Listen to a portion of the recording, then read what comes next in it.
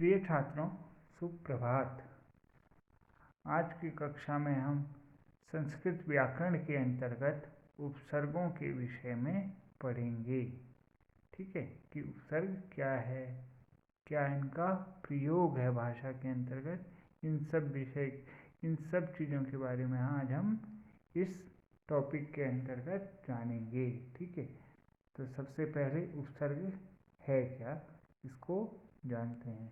तो उपसर्ग ऐसे शब्दांश माने शब्दों का एक अंश हिस्सा है जो किसी शब्द के पूर्व में जुड़कर उसके अर्थ में परिवर्तन कर देते हैं, अर्थात शब्द के पहले लगते हैं। ठीक है, कोई भी शब्द प्रारंभ होता है उससे पहले जिस चीज़ का प्रयोग करते हैं उसे क्या कहते हैं, उपसर्ग। ठीक है, तो शब्द के पूर्व जुड़कर उसके अर्थ में परिवर्तन कर देते हैं या उसके अर्थ में विशेषता ला देते हैं। अब जैसे उदाहरण के लिए उप माने समीप और सर्ग माने सृष्टि करना।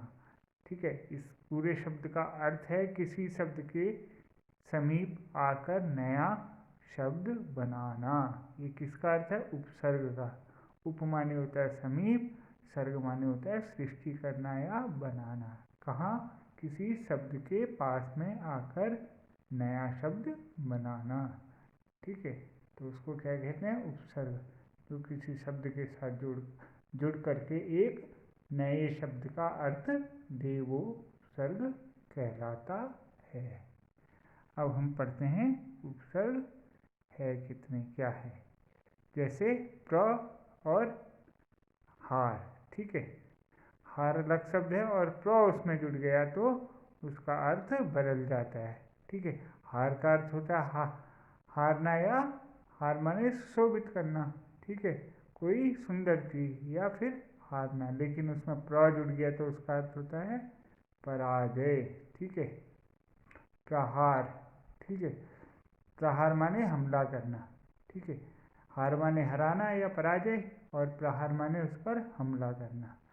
तो लिखा है प्र प्लस हार, प्रहार। हार शब्द का अर्थ है पराजय, परंतु इसी शब्द के आगे प्र शब्दांश को जोड़ने से नया शब्द बनेगा प्रहार, जिसका अर्थ है चोट करना। ठीक है, या मारना। वैसे ही हार में क्या जोड़ दिया, प्र के स्थान पे आ जोड़ दिया तो आहार। आहार का क्या अर्थ होता है, भोजन। वैसे ही सम जोड़ दिया तो संहार माने विनाश। इसी प्रकार विहार माने घूमना। इसी प्रकार उपसर्गों से अन्य शब्द भी बन जाएंगे। अब इनकी संख्या के विषय में विचार करते हैं। संस्कृत में उपसर्गों की संख्या कितनी है, 22। कितने उपसर्ग हैं संस्कृत में, 22। ठीक है, अब कौन कौन से हैं ये, तो सबसे पहले है प्र, फिर है परा, अप, सम, अनु, अव, निश, निर, दुष्ट, दुर, वी, आंग, नि, अधि, अपि, अति, सु, उत, अभि। उत को दो प्रकार से लिखा गया, उत और उद। फिर अभि, प्रति, परि तथा उप। ये क्या है, प्र आदयः। प्र आदयः क्यों कहा, क्योंकि प्र है आदि में जिनके। ठीक है, कहाँ से शुरू हो रहे हैं, प्र से, तो प्र है आदि में जिनके, ये क्या है, प्र आदि। ठीक है, ये उपसर्ग कब होते हैं, जब ये किसी क्रिया के योग में जुड़ते हैं तो इनको हम क्या कह देते हैं, उपसर्ग। जैसे अति। ठीक है, अब अति जो प्र आदि है उसका अर्थ क्या होता है, अत्यधिक, अतिशय या अतिरेक। फिर अधि का अर्थ होता है मुख्य। ठीक है, जिससे क्या बनेगा, अधिपति, अध्यक्ष। वैसे ही अधि माने वर, अध्ययन, अध्यापन। ठीक है, पढ़ाई में लगना। अनु माने पीछे, अनुगामी, अनुकथन। फिर अनुकरण, अनुमोदन, प्रमाण अर्थ में।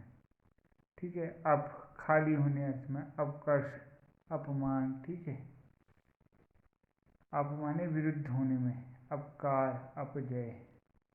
वैसे ही अपि, अपिधान, आच्छादन माने किसी चीज को छुपाना, आवरण ढकना।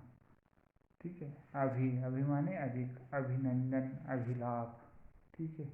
अत्यधिक खुश होना, किससे अत्यधिक बातचीत करना।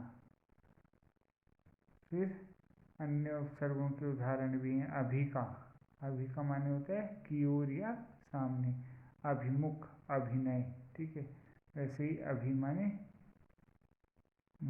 अभ्युत्थान, अभ्युदय। ठीक है। उन्नति की ओर। ठीक है। बढ़ना, जिसका अर्थ होता है। अव माने खाली। अभि माने क्या होता है, बढ़े, आगे बढ़े। अव माने खाली, अवगणना, अवतरण। ठीक है। अवकृपा, अवगुण। कृपा माने होता है किसी की दया, और अवकृपा माने अभाव। कृपा का अभाव। गुण माने अच्छी बात है, अवगुण माने गुणों का अभाव यानी दुर्गुण। ठीक है। आ माने होता है पर्यंत। ठीक है। आकंठ माने गले तक। ठीक है। कंठ माने होता है गला, और आकंठ का अर्थ होता है गले तक। वैसे ही जन्म माने पैदा होना, और आजन्म माने जीवन भर। आ माने किंचित, थोड़ा, जैसे आरक्ता। ठीक है। आ माने उलट। यहाँ पे आ का क्या अर्थ है, आ के भी अलग अलग अर्थ दिए गए हैं। आगमन, आदान। गमन माने जाना, आगमन माने आना, उसका उल्टा। दान माने देना, आदान माने लेना।